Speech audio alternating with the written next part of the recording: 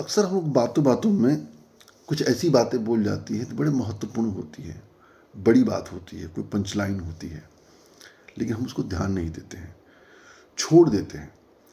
जो रचनाधर्मी व्यक्ति होता है, एक सामान्य व्यक्ति होता है, दोनों में एक बेसिक डिफरेंस होता है कि रचनाधर्मी व्यक्ति होता है ना, जो कुछ भी कोई पंचलाइन टाइप का बोलता है ना, उसको लिख लेता है।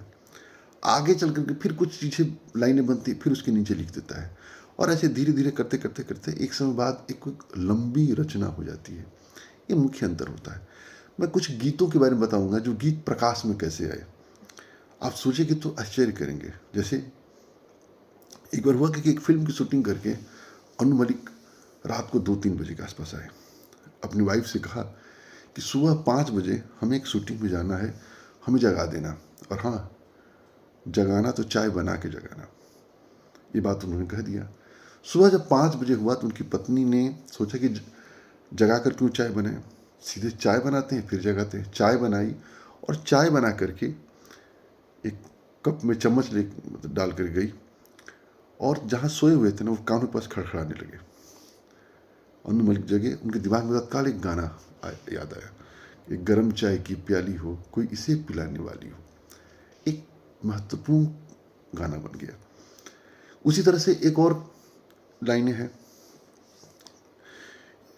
मनोज मुंतशिर जो गीतकार हैं, उनका बेटा किसी खिलौने को दिलाने के लिए जिद कर रहा था, वो दिला नहीं पा रहे थे, पता मना कर रहे थे, ऐसे जो भी कारण हो। फिर उसके बेटे ने कहा कि जाओ, आप हमसे प्यार नहीं करते इसलिए नहीं देते। तो उन्होंने तत्काल कहा कि नहीं, ऐसा कैसे कैसे तुमने कह दिया, कि कौन तुम्हें इतना प्यार करेगा जितना मैं करता हूँ।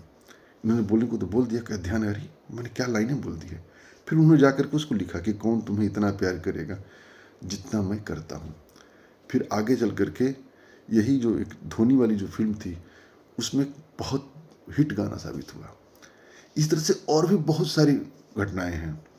धीरे धीरे करके एक एक करके मैं बताऊंगा जैसे जैसे होगा। तो ये रचनाधर्मी व्यक्ति होता है। हम भी अक्सर जैसे जो कोई जोक चुटकुला बोलता है ना, वो बातें हम भी बोलते हैं, लेकिन हम लोग उसके हंसी में उड़ा के छोड़ देते हैं। कोई क्या करता है कि उसको लिख लेता है, और लिख लेता है, आगे चल करके उसी एक रचना का हिस्सा होता है। तो हमें भी लिखने की आदत डालना चाहिए। जो हमारे मन में विचार आए, जो हमारे मन में ख्याल आए, जो हम लाइनें बोलते हैं, यदि हमें कुछ अच्छी लगती है तो अपनी डायरी खोलें, उसको लिख दें।